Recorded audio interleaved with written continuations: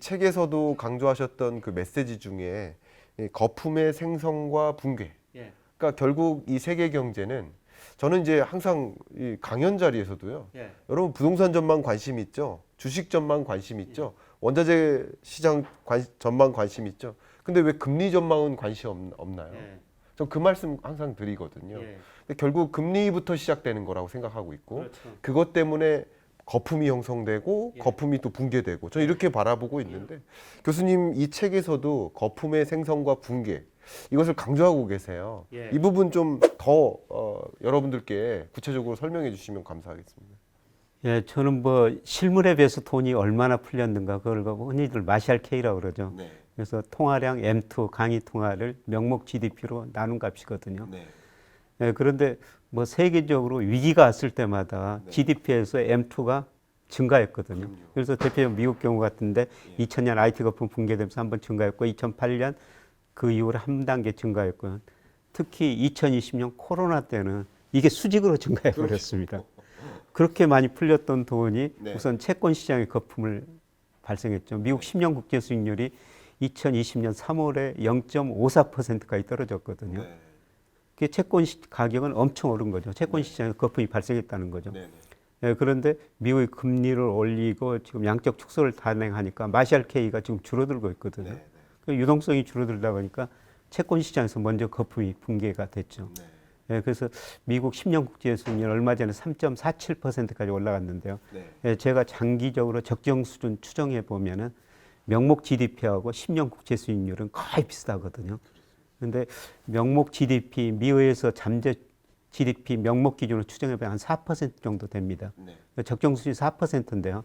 아직 거기까지는 못 갔지만은 채권 시장에서는 거품이 어느 정도 지금 붕괴됐다. 네. 예. 그다음에 주식 시장에서는 아까 말씀드렸지만 이제서야 거품이 붕괴되는 과정이다.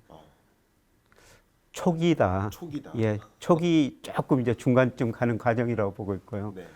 그런데 지금 제가 더 우려하는 건 부동산 시장이에요. 네. 그러니까 2008년 미국의 금융위기가 집값이 엄청 오르다가 꺼지는 과정에서 발생했지 않습니까? 네. 근데 2000년에서 2006년까지 미국 20세 도시 주택 가격이 105% 올랐어요. 네. 그런데 이번에 2012년 3월부터 네. 올 6월까지 보니까 무려 135%는 올랐더라고요. 물가, 소득, 렌트 이런 거 평가 기준에 비해서 엄청나게 거품이 발생했다는 거죠. 근데 최근에 미국 신규 주택 매매가 뭐 10년 만에 최저치 기록했다. 네. 기존 주택 매매도 많이 거래가 줄어들고 있지 않습니까? 맞습니다. 이런 거 보면서 미국 주택 경기도 이제 거품이 붕괴되는 과정이다. 네. 그래서 사실 그 유동성이 늘어나는 국면에서는 모든 자산 가격이 펀더멘털을 가대평가하거든요. 그렇죠. 유동성이 축소되면은 뭐 펀더멘털 제자리까지 오면 되는데 아까 말씀드렸지만은 자산 가격이 경착륙 한다는 거죠. 예. 그래서 지금 경착륙 과정이다. 네. 예. 야, 좀 교수님 말씀 속에서 정말 지금 여러분들이 투자 의사 결정하실 때 정말 다시 한번 종목만 보지 마라. 그죠? 그 종목 그 해당 가격이 형성된 배경을 보셨으면 좋겠다. 그러니까 매크로를 이기는 것은 그 어떤 종목도 없다라는 것을 다시 한번 확인할 수 있는 시간이 아닌가 생각이 되고요. 20년, 21년 저는 특히 그 시점을 많이 주목하고 있는데요. 세상에 이토록 돈의 가치가 순식간에 떨어진 적이 없어요. 예, 그죠? 맞습니다. 제가 이코노미스트를 굉장히 좋아하는데요. 예. 그 사진 하나가 예. 그 제롬 파월 연준 의장이 이걸 막 돌리는 펌프질하는 모습이 예. 돈이 막 뿜어져 나오는 예. 그런 사진이 있는데 예. 그렇게 썼던 거죠. 돈의 예, 가치가 그렇습니다. 현격히 떨어졌고 예. 그 과정에서 우리나라만 미국만 금리를 떨어뜨린 게 아니라 예. 세계 모든 나라가 예, 그렇습니다. 그리고 보니까 세계 모든 나라가 집값이 올랐어요. 예. 그러니까 모든 나라가 예. OECD 회원국 중에서는 우리나라 중간도 안 되더라고요. 예, 그렇습니다. 집값 사실 상승률이. 미국이 우리보다 훨씬 더 많이 네. 올랐고요. 뉴질랜드가 특히 많이 올랐더라고요. 예, 캐나다도 많이 예, 올랐을 거예요. 캐나다. 그러니까 다 하나같이 올랐는데 여전히 정책 때문에 올랐다. 그렇게 생각하는 것도 좀 너무 과한 해석이 아닌가 그런 생각을 하거든요. 예, 저도 뭐 그렇게 생각하고 있습니다. 정책도 잘못했지만 예, 정책도 예. 잘못했지만 예. 정책 때문에 가격이 오른 것이 아니다라고 제가 예. 생각하거든요. 그 우리 아파트 가격을 보니까 전도시 아파트 가격이 2009년 전도시 기준으로 2009년 물론 KB 국민은행 통계 기준입니다. 네. 2009년 3월부터 올랐는데요. 네네. 이 서울보다는 지방 대도시 대구, 부산, 뭐 대전 네. 이런 데가 서울보다 훨씬 더 많이 올랐어. 상승률로 보면은 뭐 그게 뭐 정책 탓도 있지만은 네. 저는 그 말씀하신 유동성이 큰 기여를 했었다. 예. 예, 그렇게 보고 있습니다. 그 벌써 말씀 속에 어느 정도 답이 나온 것 같아요. 부동산 가격조차, 그 매물의 판매 가격조차, 그죠? 주식의 가격조차, 원자재 가격이나 그밖에 여러 가지 가격조차, 가상화폐 포함해서 결국 이 유동성의 힘과 그냥 역행해서 움직일 수가 없는 중요한 변수니까 여러분들도 경제 그 자체를 좀 공부하시면서 좀 합리적인 그런 투자 의사 결정하시면 어떨까 생각을 합니다. 저희 채널에서 또 많은 분들이 환율에 관심을 갖고 계세요. 저도 개인적으로 좀 몇 개월 전부터 이제 같은 출판사에서 이제 책을 내셨지만 강한 달러의 시대가 온다. 그래서 실제 강달러가 왔습니다. 1360원을 뚫었습니다. 이제 오늘 촬영일 기준으로 뚫었는데 이 강달러 기조 이미 책에서 이 환율 전쟁, 글로벌 환율 전쟁에서 다루고 계시거든요. 그 책에서도 다뤘듯이 이 환율 전망 많은 분들이 관심 있으세요. 환율 전망 정말 중요한 것 같습니다. 예, 저는 저희 학생들한테 금리 환율만 알면 경제 공부 다 했다. 그만큼 어렵다는 것이죠. 네. 예, 그래서 사실 저도 환율 전망 틀렸어요. 아, 그래서 그러셨습니까? 얼마 전에 그 올스트리트 저널에서 I was wrong about 그 유명한 칼럼니스트들이 거기다 칼럼을 썼는데 틀렸다는 걸 반성하는 글을 썼다고 그러더라고요. 저도 뭐 환율 전망에서는 반성하는 글을 써야 될 것 같습니다. 아니요, 제가 그 아주 친하게 지내는 이제 교수님 한 명이 미국으로 가셨어요. 지금 1년 동안. 그래서 미국에 가 있는 그 다른 교수들하고 그 초대를 받아서 식사 자리에서 거기서 제 얘기를 하셨대요. 근데 그분들이 뭐라고 하셨냐면 아무도 환율을 맞출 수는 없다. 그냥 랜덤워크이다. 라는 표현까지 하셨어요. 교수님의 의견을 좀 어쨌든 여쭙고 싶습니다. 예. 저는 뭐 지금 달러 가치가 거의 정점에 와 있다 이렇게 지금 보고 있습니다. 네. 그래서 뭐 달러 지수 주요 선진국 통화에서 110 뭐 안팎 지금 움직이고 있지 않습니까? 네. 예, 그런데 뭐 올 4분기 후반 내년 가면서는 달러 가치가 떨어질 것이다. 앞서 말씀드렸습니다만은 선진국 중에서 내년에 성장률이 제일 낮아질 나라가 미국이다. 네. 예, 그러면은 금리도 떨어질 수밖에 없다. 예, 사실 이 올해 달러 가치가 많이 오르는 여러 가지 이유 중에 하나가 미국이 급격한 금리를 인상하니까 그렇죠. 돈이라는 게 눈이 있어가지고 수익률 높은 데로 이동하지 그럼요. 않습니까? 예. 그리고 우크라이나 전쟁 때문에 안전자산 손해 현상이 나타나고 있는데요. 그렇죠. 예, 그러기에는 뭐 그런 거를 지금 달러 가치가 모든 걸 반영하고 있다. 그래서 내년에는 미국 경제가 다른 선진국 성장률보다 낮아지면서 미국 금리가 낮아지고 미국, 일본, 미국, 예를 들어 독일 뭐 금리차 축소되리라 보고 있거든요. 네. 예, 그리고 두 번째로는 저는 미국 대불균형이 지금 너무 심화되고 있다고 보고 있어요. 네네.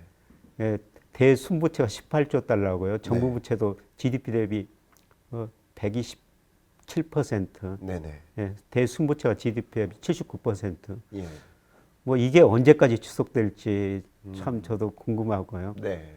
예, 그리고 국제결제은행에서 실질 실효환율이라는 걸 매월 작성해서 발표하지 않습니까? 네. 근데 그 지난 7월 기준인데요. 달러 가치가 한 30% 정도 가대평가된 거로 나오고 있습니다. 달러 가치가 30% 가대평가된 적은 언제냐면은 2000년 초반이거든요. 네. 그때 1990년대 후반부터 미국의 정보통신 혁명으로 미국 생산성이 증가하면서 공급국성이 우측으로 이동하면서 미국 경제가 소위 고성장 저물가를 동시에 달성했거든요. 네. 그래서 미국 경제를 뉴 이코노미다, 골디락스 이코노미다 이렇게 미국 경제를 극찬하던 시절에 달러 가치가 30% 가대평가됐었어요. 네. 지금 그때 수준하고 비슷하다는 것이죠. 네. 그래서 달러 가치가 지나치게 지금 가대평가된 상태이기 때문에 네. 내년에는 어느 정도 제자리를 찾아가는 과정이다. 네. 예. 그래서 내년에는 그 달러 가치가 하락하리라고 보고 있는데요. 네. 이것도 좀 지켜봐야 될 것 같고. 네. 그래서 다른 데는 어떤가? 네. 저 블룸버그 컨센서스를 매월 보거든요. 네. 예, 그런데 내년에는 뭐 유로, 위안, 그다음에 엔 전부 강세로 전망해 놨더라고요. 네. 특히 엔을 강세로 전망해 놨어요. 네. 근데 엔은 뭐 국제 결제는 기준에 따르니까 7월에 41%나 가소평가됐어요. 그렇죠. 역사상 최저치더라고요. 최저치죠. 예. 그래서 저는 시간이 갈수록 이게 아예 적정 수준까지는 가지 못하지만은 그래도 그 방향으로는 갈 것이다. 예, 그래서 내년에는 저는 달러가치 하락하고 다른 통화 가치는 강세라고 보고 있습니다. 네. 말씀하신 것처럼 이제 거품이 형성되고 거품이 꺼지듯이 어떻게 보면 과대평가, 과소평가되는 그런 시국에서 균형점을 찾아서 가는 경로에 있기 때문에 그런 면에서 이렇게 강조를 하시는 것 같습니다. 저는 특히 갑자기 물론 달러 강세 기조가 계속 나타날 거라는 것은 전망했는데 얼마 전에 있었던 잭슨홀 미팅에서 제롬 파월 연준 의장의 그 8분간의 연설 생각했던 시장이 기대했던 것보다 더 강한 긴축을 가져가겠구나라고 하니까 그것이 반영되면서 달러 강세를 더 부추기는 것이 아닌가 판단하고 있고요. 그리고 이제 다음 주죠. 미국 CPI가 발표되잖아요. 예, 싶어요. 저는 그걸 학수고대하고 있습니다. 예, 이게 저도 도대체- 기다리고 있습니다. 도대체 9.1을 다시 상회할까 아니면 8.5 밑으로 떨어질까 예. 이것에 따라서 또 달러 가치도 향방이 바뀔 거라고 생각하거든요. 그렇죠. 예, 그 부분 한번 코멘트 해주세요. 왜냐하면 CPI 발표되고 이어서 그 다음 주에 FOMC가 FOMC 있으니까 결국은 물가에 따라서 물가가 정점을 찍고 떨어졌던가 아니면 정점을 다시 갱신하면서 고점을 향해 가는가 여부에 따라서 FOMC의 의사결정이 또 달라질 수 있다. 그렇죠. 예, 그 잭슨홀 미팅에서의 그 추진하던 방향대로 더 가든가 아니면 그거보다는 좀 주춤해질 수 있다. 이렇게 보고 있거든요. 저는 좀 물가 상승률이 좀 낮아질 거라고 보고 있습니다. 네. 말씀하신 것처럼 뭐 6월에 9.1, 7월에 7.5% 이렇게 네, 아니 8.5% 8.5% 나왔죠. 근데 8월 거는 제 모델은 한 7.8% 정도 나와요. 8% 밑으로 떨어진다. 예, 예. 네. 이게 좀 지켜봐야 될 것 같습니다. 그렇죠. 오늘 예. 이 모델에 나온 수치고요. 네. 그거는 유가가 그래도 많이 떨어졌지 않습니까? 그렇습니다. 예, 120달러까지 갔던 WTI가 최근 90달러 안팎까지 떨어졌고요. 네. 예, 그다음에 수요 측면에서 네. 좀 소비 이축이 지금 저는 나타나고 있다고 보고 있거든요. 공급 측면에서는 원자재 가격 하락, 네. 그다음에 수요 측면에서는 소비 증가세 둔화 이런 것들이 결합되면서 물가 상승률은 이미 그 6월 고점을 치고 떨어졌다고 보고 있습니다. 사실 우리 소비자 물가도 지난 7월달에 6.1%인데 6.3%. 6.3%였던가요? 6.0, 6.4. 예. 예. 그 다음에 8월에는 좀 떨어졌습니다. 5.7%로 예, 떨어졌죠. 저는 우리나라 미국 소비자 물가나 상승률은 정점을 치고 네. 이제 상승률은 낮아진다. 그 네. 정도의 차이가 문제다. 네. 네, 그렇게 보고 있는데요. 네.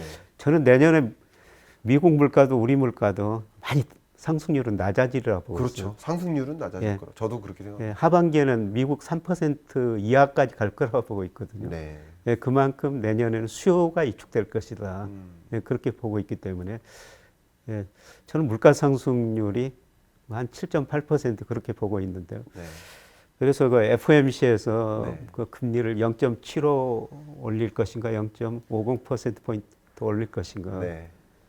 뭐 이것도 남아있는 문제인데요. 저는 0.50%포인트 물가 상승률이 낮아지고 지금 수요가 이축되고 있기 때문에 0.75%포인트는 올리기는 쉽지 않을 것이다. 네. 네. 0.50% 올리고 음. 그 무렵에 환율도 달러 가치도 떨어지고 네. 미국 주가도 좀 반등하리라고 보고 그쯤에. 있습니다. 그렇겠네요. 예, 예. 물가 상승률이 피크아웃 되는 것을 시장이 확인할 쯤에는 통화 정책의 어떤 스탠스가 조금 완화될 것이고요. 그죠? 그렇기 때문에 달러 강세 기조가 조금 완화될 수 있다. 저는 뭐 파월 연준 의장 뭐 계속 그 연설 발언도 뭐 FMC 할 때 또 기자 간담회도 하고 있지 않습니까? 네. 그때 계속 보는데요. 그런데 작년에는 물가 상승률을 너무 가소평가하더니 네. 제 느낌입니다. 네. 지금은 너무 가대평가 겁먹는 것 같아요. 한번 혼났잖아요. 한번 혼났기 때문에. 네. 예. 그래서 위험을 좀 너무 과소평가하다가 혼났다. 예. 페드의 실패다. 예, 예. 뭐 이런 얘기를 많이 하니까 그래서 그런 것도 있지 않을까 생각이 듭니다. 우리 교수님이 한국은행 총재라고 만약에 총재가 되실 수도 있는 자격이 있으실 테니까 충분히 그렇게 하신다면 그렇다면 지금 파월이 0.5나 이 빅스텝 행보를 계속 유지한다고 했을 때 미래 예비 총재로서 그냥 한번 질문 드리겠습니다. 현재 총재다라고 했을 때 한국 적정한 금리 인상 속도는 어떻게 해야 된다고 보십니까? 갑자기 쑥 들어온 질문이에요. 말씀 속에서 예. 그냥 총재 자격이 있다라고 생각하고 있기 때문에 저도 드리는 말씀입니다. 자격은 없고요. 아, 예. 뭐 금통위원 자격도 없고요. 근데 제가 그 위원 중 하나라면은 네네. 예, 저는 금리 한 번만 올리고 끝내자 이렇게 말씀을 드리고 싶어요. 네. 이유는 어떻게 되십니까? 우리 경제도 지금 저는 4분기부터 마이너스 성장하리라고 보고 있거든요. 네. 예, 우리 경제가 1분기, 2분기는 미국식 연율로 따지면 사실 2.6, 2.8% 성장했어요. 네. 예, 괜찮죠. 네네. 예, 그런데 괜찮고. 저는 4분기 가면서 네.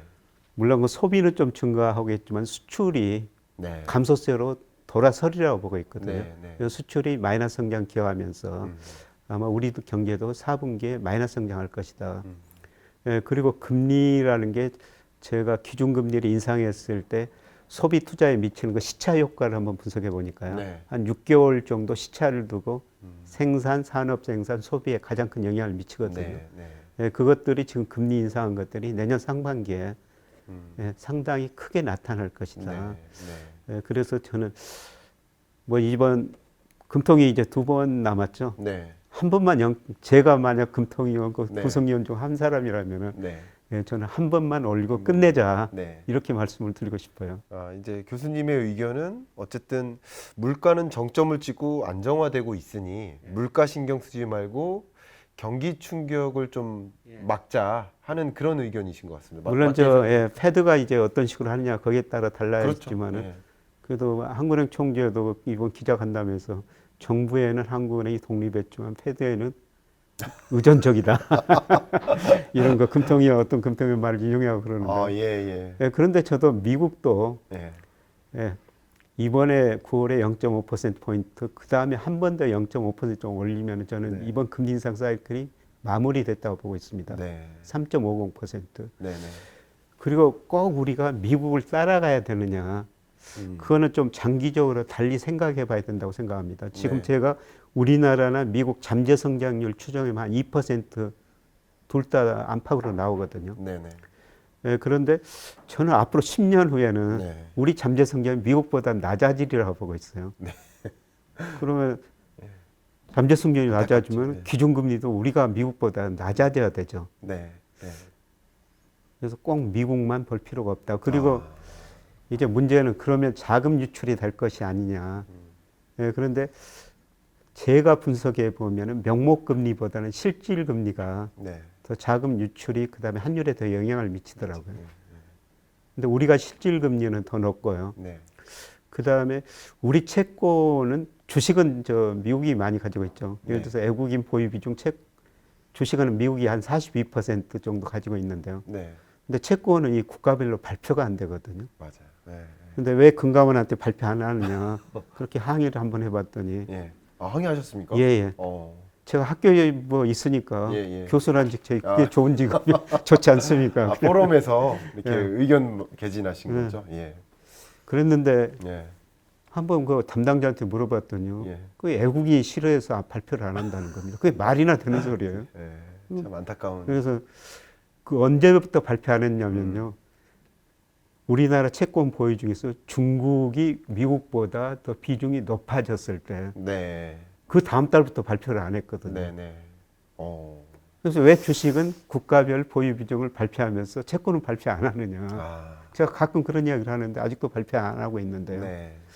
아마 우리 채권 지금도 저는 미국보다는 중국이 더 많이 가지고 있을 거라고 생각해요. 그래서 미국이 좀 금리를 우리보다 높더라도 네. 채권 시장에서는 뭐 자금이 그렇게 빠져나가지 않을 것이다 그렇게 보고 있습니다. 네. 정말 맞는 말씀이십니다. 제가 좀 몇 년 전인데요. 현대경제연구원에 있을 때 그때 이제 자영업자를 연구를 한 적이 있었어요. 한 1년 정도. 그때쯤에 자영업 동향을 파악하기 위해서는 이제 이 소상공인 동향조사 뭐 이런 것이 있습니다. 소상공인 시장진흥원 공단에서 발표하는 조사 통계인데 한 번은 그걸 건너뛰더라고. 조사는 했습니다. 근데 조사 결과를 발표를 안 하더라고. 한 번 조사 결과를 발표 안 한 적이 있어요. 그러니까 제가 그 담당자 통해서 이제 물어봤더니 안 좋아서 그게 말이나 되는 행동입니까? 말이 안 되는. 그러니까 지금 말씀하신 것도 제가 이 자리를 빌어서 공식적으로 정말 그래서는 안 됩니다. 이 통계는 좋다고 발표하고 안 좋다고 발표 안 하고 이게 아니라 객관적으로 계속 제시를 해줘야 그렇죠. 그것에 맞게 적절히 대응책을 강구하는 것이지 안 좋은 거라고 안 밝히면 됩니까? 정말 안타까운 현상입니다. 교수님 말씀 속에 갑자기 그때 기억이 나가지고 그래서는 안 되죠. 그죠? 교수님처럼 이렇게 매크로 데이터를 이용해서 또 경제 전망하시고 대응책을 제안하시는 분 입장에서는 그 통계의 부재는 상당한 그 통찰력을 실추시키는 그런 문제이기 때문에 그죠? 그 데이터의 필요성 다시 한번 저도 강조하고 싶습니다. 이렇게 심층적으로 대화를 나누다가 역시 제가 계속 배우는 자리라고 생각하고 많이 배우고 있는데요.